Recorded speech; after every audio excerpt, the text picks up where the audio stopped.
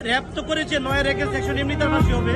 আবার এই মেয়েটাকে সে জবাই করে হত্যা করেছে একটা শিশুকে, তার ফাঁসি মানে তার কয়েকবার ফাঁসি দিলেও কিন্তু তার অপরাধ কম হবে না। এই আসামিদেরকে দ্রুত ফাঁসি দেওয়া উচিত। দৃষ্টান্ত স্থাপন না করলে এই জন্য অপরাধ কিন্তু সমাজে বাড়তে থাকছে। দেখুন, এটা তো নিন্দা জানানোর কোনো ভাষা নেই। একজন আইনজীবী হিসেবে তার যে বলতে আমি একজন মানুষ, আর সন্তান কিন্তু আমারও সন্তান আছে, সবারই সন্তান আছে। সেই সন্তানকে সে ধর্ষণ করে, এই বাচ্চাটাকে ধর্ষণ করে নিজের হাতে গলা কেটে হাত পা কেটে তাকে হত্যা করায়, এর চেয়ে বিভৎস ঘটনা মানে বাংলাদেশে ঘটেছে কিনা আসলে চিন্তাই করা যায় না। এই আসামিদেরকে দ্রুত ফাঁসি দেওয়া উচিত।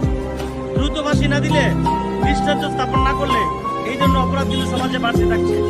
আজকে সমাজে অপরাধ প্রবণতা বাড়ার অন্যতম কারণ হলো বাংলাদেশে দ্রুত বিচার ব্যবস্থাটা দ্রুত না হওয়া। দেখবেন যে এই মামলা চার্জশিট দেবে ৫-৬ মাস পরে, এই মামলার ট্রায়ালের সাজা হইতে হইতে দেখে 10 বছর লেগে যায়। তখন একটা পর্যায়ে মানুষ কিন্তু রাগ অভিমান ভুলে যায়। তখন এক পর্যায়ে তখন এসে করে কি এই আসামিগুলো খালাস পেয়ে যায়। এই প্রবণতা থেকে বন্ধ করতে হলে আমাদেরকে এই মামলাগুলো সংশোধন করে দ্রুত এগুলো ইমার্জেন্সি নিয়ে এই মামলাগুলোকে দ্রুত নিষ্পত্তি করতে হবে এবং তাদের সাজা নিশ্চিত করতে হবে। আপনার মিনিমাম এই 15 দিনের মধ্যে বা 1 মাসের মধ্যে তার চার্জশিট দেওয়া উচিত এবং 3 মাসের মধ্যে বিচার কমপ্লিট করা উচিত।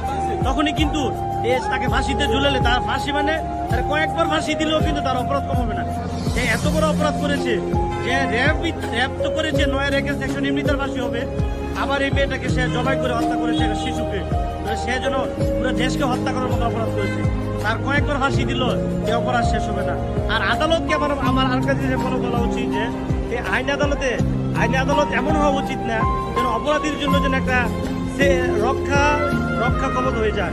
কারণ অনেক সময় দেখা যাচ্ছে কি এই মামলাগুলা 10 বছর চলতে থাকে, এতে করে আসামি কিন্তু বেনিফিট পেয়ে যায়।